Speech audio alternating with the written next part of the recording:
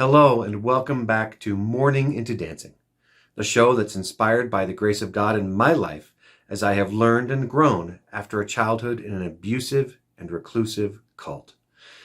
I took the name of this show from Psalms 30, verse 11, where it says, "Thou hast turned for me my mourning into dancing." God's grace helps us turn our mourning, our trials, our hardships and struggles, the grinding difficulty of life, the cynicism that we're surrounded with, into dancing, into joy, into a stable peace that we can really build our foundation on, because that peace is the peace of Jesus Christ. It isn't the peace that the world offers, which is temporary and just can't be trusted. It is his peace, as he says, "My peace I give unto you, not as the world giveth." Today's episode is called Theater from Above. And I'm really excited to talk about this. I'm excited to talk about all the episodes, but I'm really excited to talk about this one in particular because it's sort of sequential with the other three episodes, but it's particularly, special to my life specifically because, spoiler, I'll get to that later.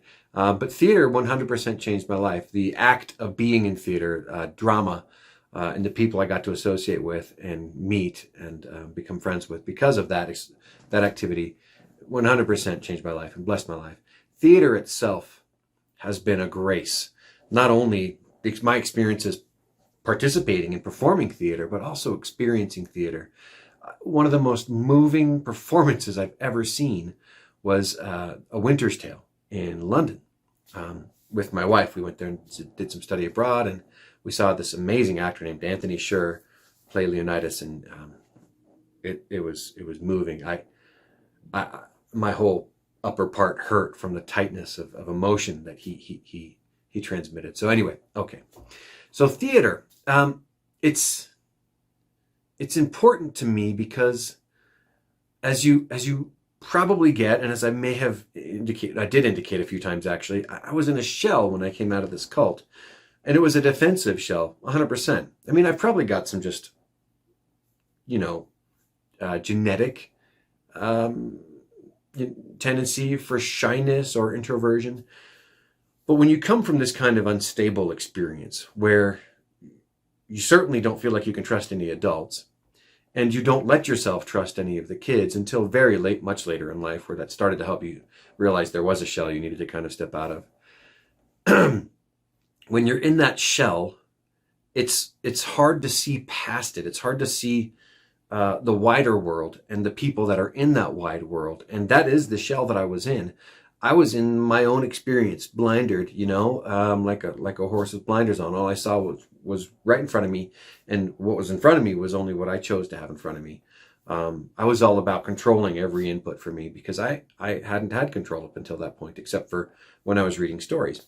So, when I moved to Kanab, I, of course, started high school a week later and found myself making friends with all these, as I said, these alternative types, these longer hair, funny music people, alternative music listeners. And I played D&D and all these other cool games with them and found that I liked their vibe, right? And there were also lots of people who were really smart. They were also smart, and there were also some smart people who weren't necessarily alternative vibe, as you could say. But who loved expressing themselves through art. And all these people were involved in the drama department, or the drama endeavor club, I guess I should say, at Kanab High School. And so there was no chance I wasn't going to be invited to participate in the drama club.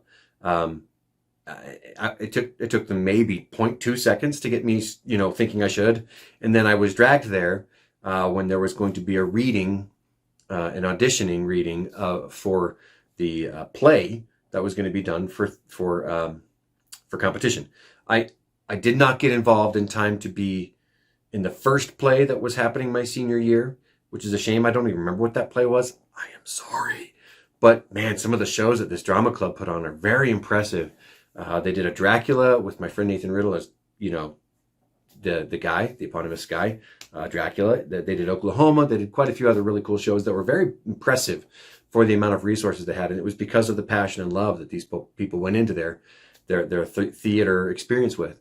So I was semi-dragged along to the audition reading for A Day in the Life of Ivan Denisovich, written by Alexander Solzhenitsyn. Those are two very large mouthfuls, right?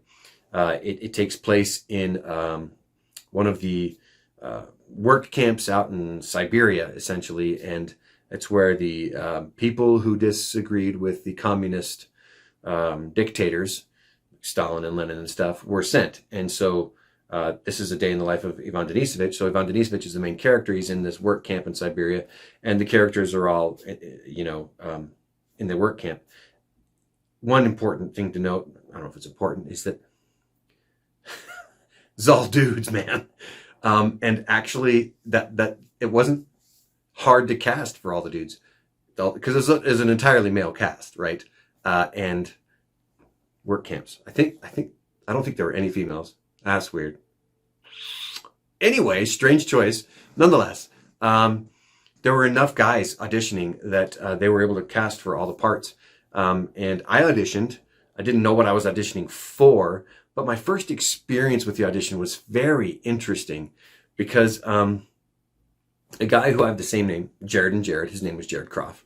He went by Zeke, and he seemed a smart, interesting guy. And he clearly really strongly believed his faith, which is the Church of Jesus Christ of Latter-day Saints. So when it got to a place in the script, because we were just reading through, right? And I was given a part to read through, and then we switched off, I think, a couple of times. When he got to a part where it would say, "Oh God," or "Oh my God," as it were, he wouldn't say it. He said, "Oh gosh," or "Oh my Lord." And even that, I think he was uncomfortable with, which I was like, why are you doing that? Just read the word that's on there. You're not taking the name of the Lord in vain with your weird Christian faith and stuff. But it was quite an interesting thing to just be shocked. Like, why won't you just say the word that's there? Anyway, that was interesting. We read through it, and long story short, a little shorter at least, I was cast in the role of Gopchik.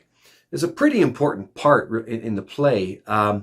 It's a younger fellow, a young lad, essentially, who's been sent to this work camp, which is, of course, terrible. And his arm is infected. And so the opening scene of the whole play, I believe it was, is Gopchik having his arm examined and being told he's going to have to have his arm amputated to not die from the infection. And I think my first line was, "You would cut off my hand?" And I look back, and boy, I didn't know how to act. And I was given a lot of coaching on how to deliver that line, not over much, but, in a meaningful way. And I look back and I think, boy, I could have done that a lot better. Boy. Okay, enough of that. Memory lane, I could have done better. But could I have done better? Maybe I couldn't have. I didn't really understand, what acting was at the time. I thought it was just, emoting and stuff, but not being in the character. So the play went really well. It was our competition play. We took it to regionals, I think it was. And we went to Cedar City for that. And we did pretty well. My parallel acting experience at the same time, also for regionals, was I was given a one-person thing, a monologue to do. And mine was going to be a comedic monologue. And it was called Grandpa Waves the Flag. And I forget who wrote it, but it's a comedic thing about Grandpa, an old man on a porch, just commenting on life and having conversations with the people who pass. And I didn't really understand what I was doing there. And there was a lot of assumption on everybody's part that I did understand what was going on. So I got to competitions, and people were like, "So tell us what you're doing." And I said, "I'm just doing something for the fun of it." I didn't understand that I was supposed to essentially slate. Yes, now I've done auditions and I know what that is, right? Slating is when you say your name, what your audition piece is, or in this case, what my monologue piece would be, who it's by, and then begin. So weirdly though, I got really good marks. I got past the first round and did it again, which was kind of shocking, but I was really having a lot of fun with it. And I think that being in the moment and really being in and inhabiting the character of Grandpa was a really neat experience. So that's one cool thing. And then we did the production for the year. I think it was. You know what? I think that might have been the first play we did for the year because I think we didn't have time to do another one. Anyway, the big play for the year was this big melodrama called something, which has gone from my head all of a sudden. That's weird. I played Roger Upright, a dismounted Canadian Mountie. Dismounted as in I've been shamed or left, been pushed out of my job because of scandal or whatever. And that was fun. And I was typecast because I was good looking and it was an easy role. I was typecast because I was fairly good looking and young looking and could, look like I was very wholesome. Interestingly, least wholesome person in the cast at that point. Well, I don't know if I'm least wholesome, but I didn't have clarified values of any kind, but apparently I looked like I could have those values or something. So that I think is interesting. But I enjoyed the role, and it was a lot of fun to get to know the role and to memorize my lines and to kind of be at the core of the whole play and in almost every scene. I made some really good friends, met my second girlfriend. That'll be a future episode, by the way, my girlfriends. That was such a learning experience, dating. Anyway, good friends, dear friends. And they helped me see how to see things, situations, the world, things that came up from a different perspective. It's not like I was illiterate at that kind of thing or incompetent, but I hadn't had a lot of experience in it. The experience I'd had been in my books, right? The books I was reading, and I was doing some writing at the time. So those were good initial experiences with theater and drama that just kind of helped me see I could get out of this shell that I had been really encasing myself in. And obviously the external factors of the way I grew up and the cult and the abuse and instability contributed to maybe not exactly explicitly understood need for a shell, but it was definitely a defensive shell, just so I could have some space to myself and in my own head and in my own mind and heart. So those were good initial forays into theater, and I just found that I loved it. I loved it dearly. Like, I almost felt like maybe I could do it as a job, which is interesting given I only did two shows like that. But I mean, it went well, and I did, of course, the monologue. So I felt so good about it. I was like, this could be something I do. I knew I was relatively good looking, classically, and that's changed. Yeah, I talk funny now. I talk on one side of my mouth a little more now. Anyway, you probably have noticed that. Oh, what are we going to do about that? Anyway, you audio listeners, you don't know a darn thing. I may be hideous. What is hideous? We'll stop there. We don't want to go open that can of worms. All right. So other things about theater was I got some summer work in theater. So we heard from friends in the community, I guess, that there was a community theater troupe coming to town for that summer to do some Old West theater stuff in the Old Barn Playhouse in Kanab. They were going to run it for the summer. It was going to be a money-making endeavor, and they were inviting seniors especially to audition because then we would be 18 by the time that the show went up, and that was important, I think, to the show. So quite a few seniors and some other people auditioned, and I think a couple of the younger kids got cast, which is interesting, but I think they were going late nights. Anyway, the most important thing there in this particular story and thing in dealio is that I was cast, and so was my friend Nathan. We'd gotten to be good pals from A Day in the Life of Ivan Denisovich. He was a character named Bunovsky, and I was Gopchik, as I said.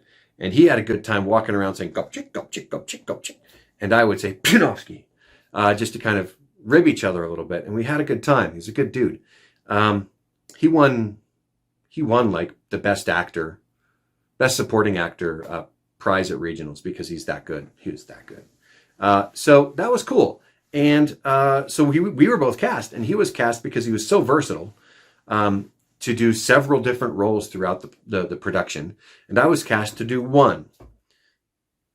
It was an Old West melodrama. I'm going to give you a few seconds to guess what you already know. I was cast as the hero, again, as the melodramatic hero, because once again, I couldn't act all that good. I could convincingly portray this melodramatic thing, but I couldn't really get into the deepness of it with it, which is fine. But it was fun to get cast in this thing and to, have a professional job acting. I mean, that's really cool. It's cast opposite from a girl named Shelley, a young woman named Shelley, who just was sweet and adorable, and she was very good. And there was a big bunch of kind of Old West type people who got involved and were really involved from the start. They were Old West gunfighters that they'd been doing this for the whole time.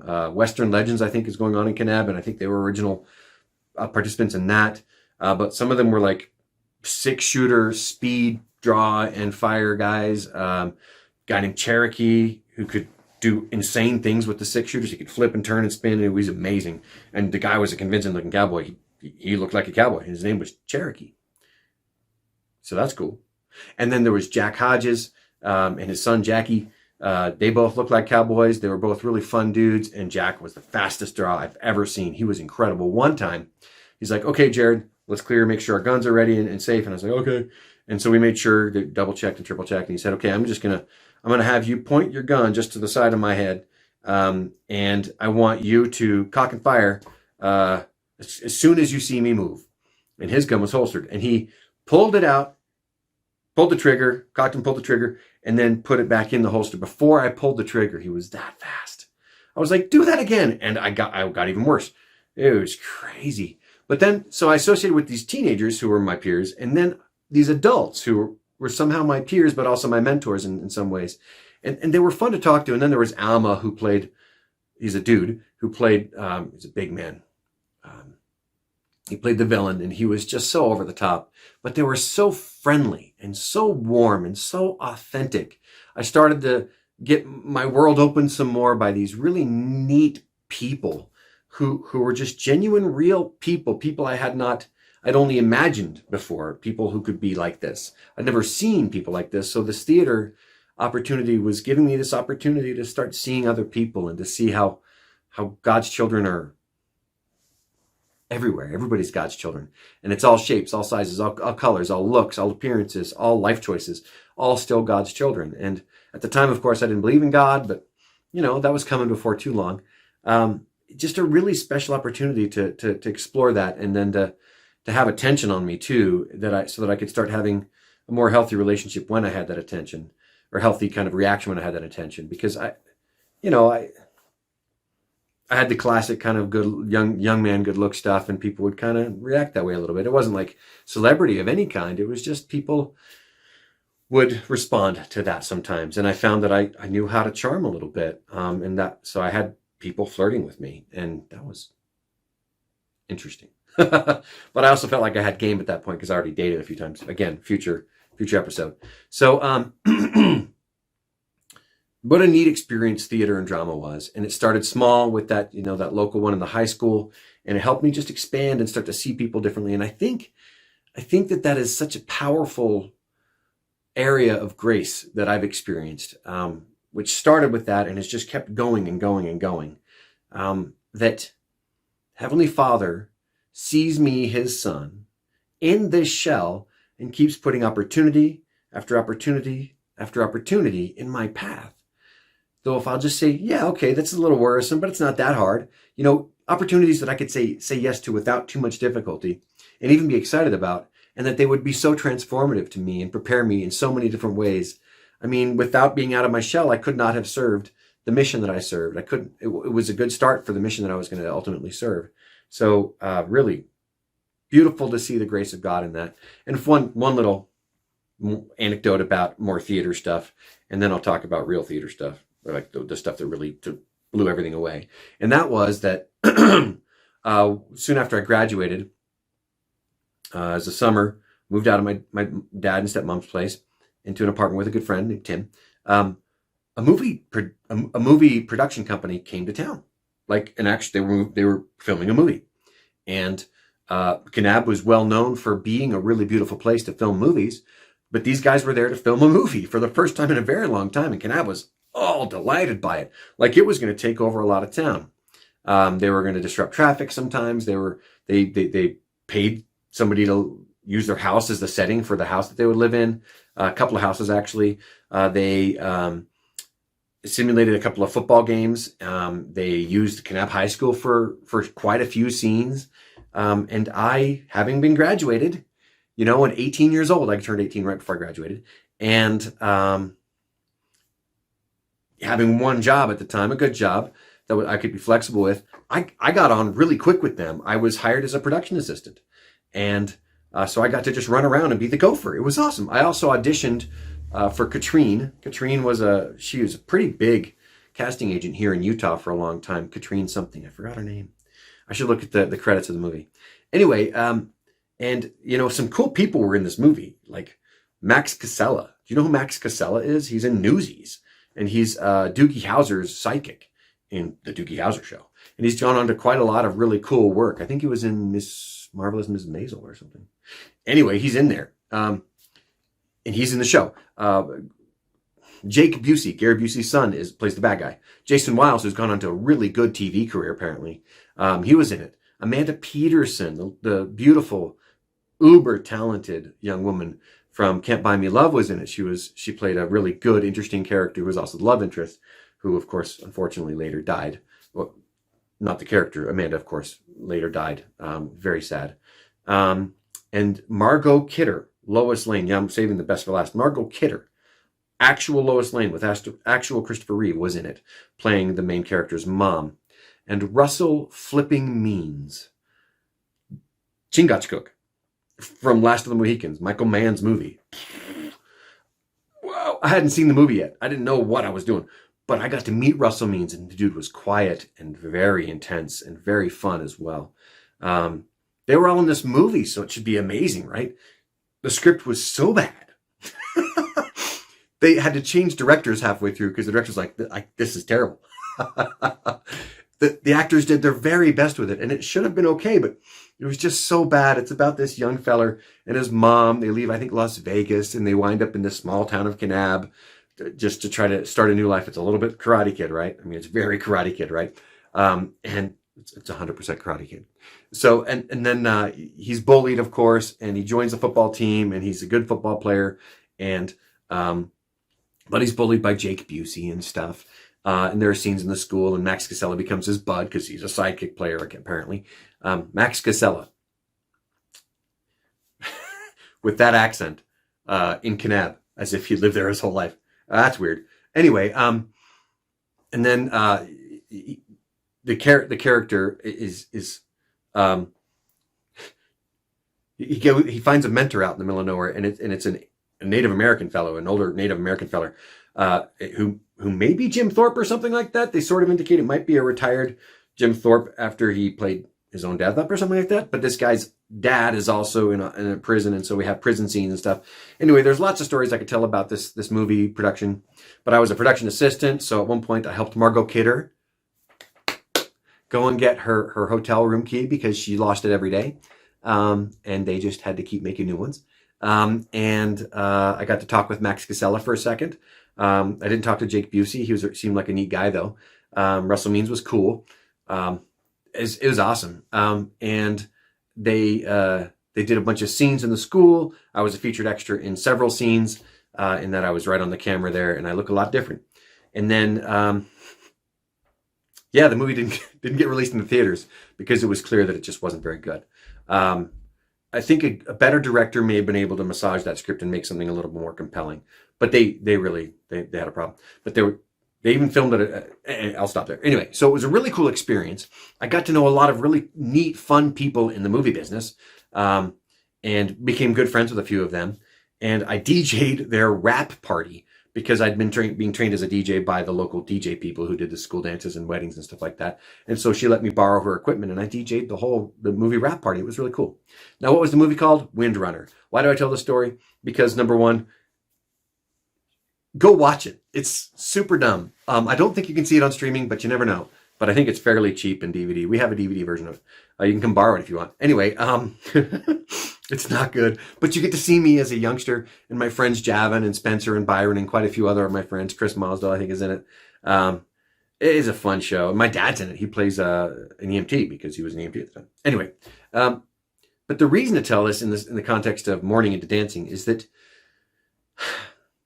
what a broadening experience that was. What an experience with people who had values that I probably wanted to have. You know, the whole drinking and fairly promiscuous sex stuff, but was feeling myself it didn't feel like it was me. It felt like it was just different people. And so I had those other experiences with theater in school, and then with the Old West guys who were just kind of living their own lives and really their own family values and stuff. And then I got this theater experience with these other folks, or this drama experience with these other folks. And the contrast of these three groups of people was very interesting to me. And it started to help me really find a bit of a values footing, and to start feeling like, I don't think I want a life of partying with alcohol and other chemicals and promiscuity and stuff. I didn't want it, but I could still have fun with people who I didn't share those kinds of values with and didn't want to do that kind of thing with. I mean, I did get involved in some of that, the drinking a little bit here and there, but it was never bad. It was recreational stuff, and I didn't like it very much. But yeah, what a good experience to have that contrast and have that juxtaposition, and again also still feel love for people who are different from me, and feel drawn to friendships with those folks. Fun story time real quick in association with this. The movie company hired me to be their craft service, which is the people who provide food, for their on-site shoot at Gunnison Prison, which is Gunnison here in Utah. There's a maximum security prison there. They were going to do the dad scenes there. And so I went up for the 3 days of shooting that they had there and drove my friend's truck up there, brought all the food and all the material. It went really well. I got paid pretty good per day. It was really a fun experience, except for that as I was pulling into Gunnison Prison parking lot, a cop showed up behind me, flashed the lights, hit the siren for a second. Huh?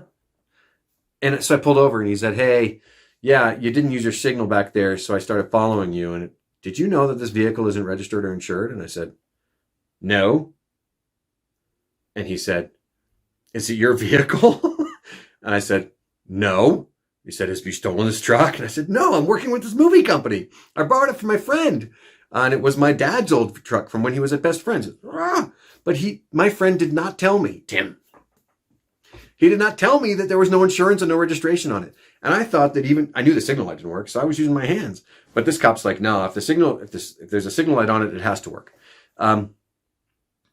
Yeah, he gave me a ticket that was so substantial that every penny I made on that shoot was wiped completely out. Completely out. I still made money on the movie because I was paid as a production assistant, but I wasn't paid much as a production assistant. Yeah.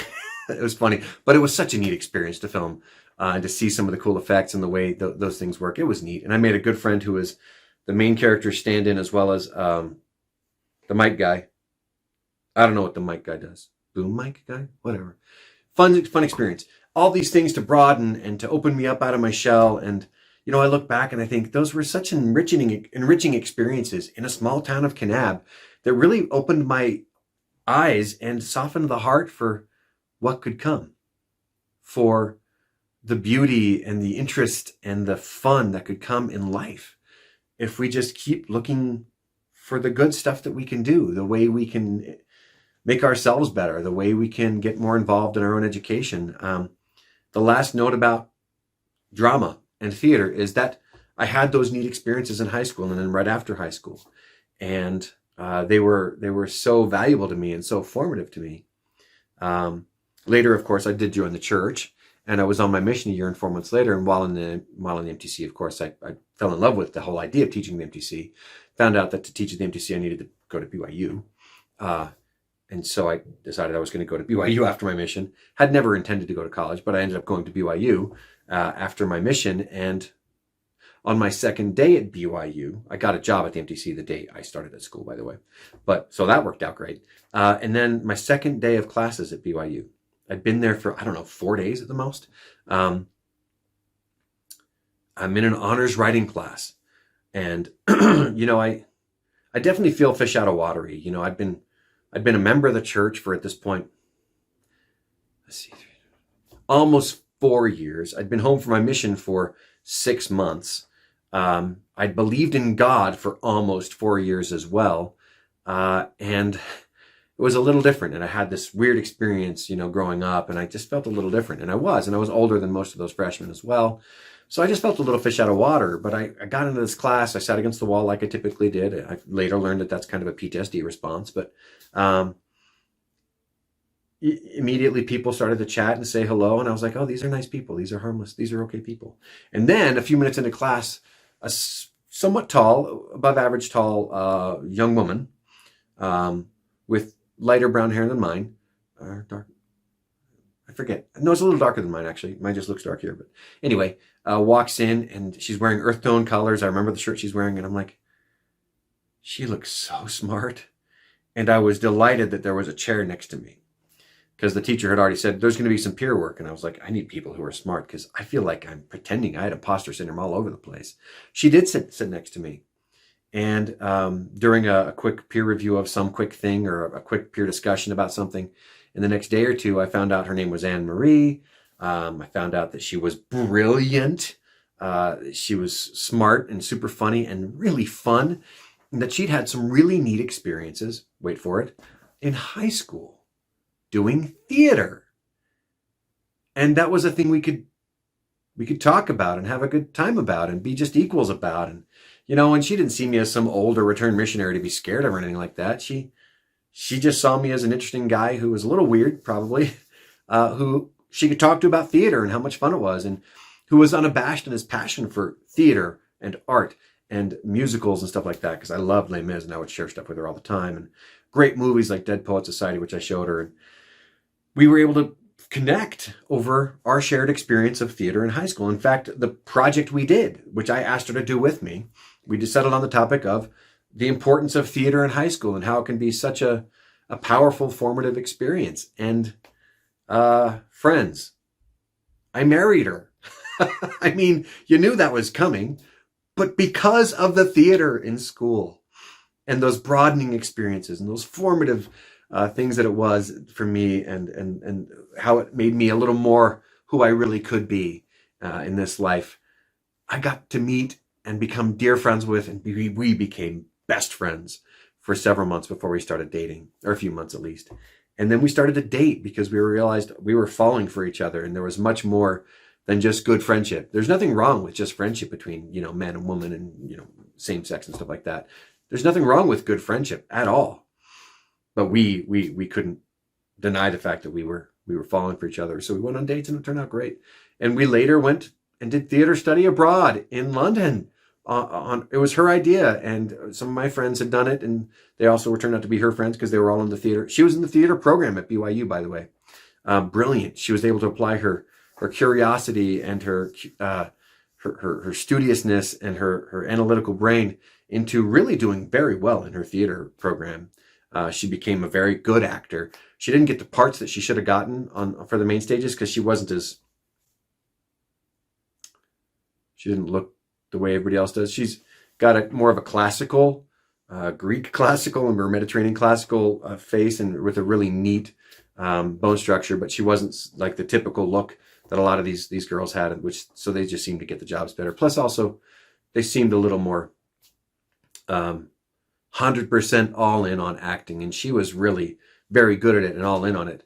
But she also was all in on a few other things. She's so multitudinously curious. She was doing Japanese study, and she was doing geology, and she started doing linguistics because I started doing linguistics. So anyway, brilliant woman who I got to marry, and who continues to blow me away with how smart and detail-oriented and just rad she is. So, all right. So theater changed my life and continued to change my life. And it will probably continue to change my life. I intend to audition for theater in the near future in the local area, in community theater. So that'll be fun. And of course, my acting helped me win the game show that I won a couple years ago. That's something that I'll talk about in an episode coming up. I'm so excited to talk about it because it's such a weird, unusual experience. Going on a game show and lying and manipulating and feeling really good about it. And there being nothing wrong about it. So, okay. But that concludes the episode. I hope that this episode has been a boost to your day. I hope it's been, maybe if you've listened on your way home or watched somewhere maybe quiet after a long day or before a long day or something. I hope this has been a boost to you. And I hope that as you look back now, take a moment maybe and look back at your own life and look at what went before in your life that's helped you be prepared for the things that you're involved in today, the challenges of your life, being a parent or being a husband or a wife, being a child, the child of somebody, being a friend to somebody.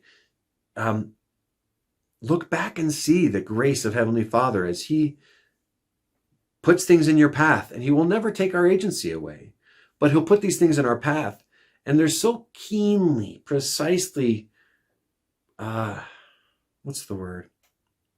Just crafted, I guess, that they're not hard to say yes to.